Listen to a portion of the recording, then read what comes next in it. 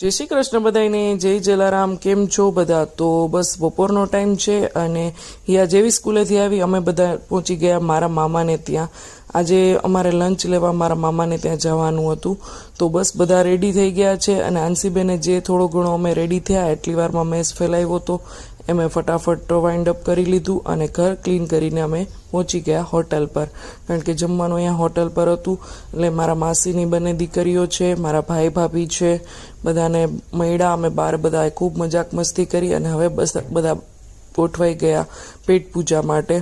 તો આંસીને અને હિયાને બેયને ખૂબ મજા આવી રહી હતી, એના જેવડા છોકરાઓ ને બધા માસી ને બધાને મળીને. તો જમવામાં હતા મસ્ત બધી જાતના ભજીયા, દાળ ભાત શાક રોટલી પૂરી શ્રીખંડ, અને અહીંયા જો છોકરાઓના બેના તોફાન. બે ખૂબ શ્રીખંડ ખાધો ને મજા કરી અને આવી ગયા છે છેલ્લે મારા મામી અમને આગ્રહ કરવા માટે. Okay, thank you and bye bye.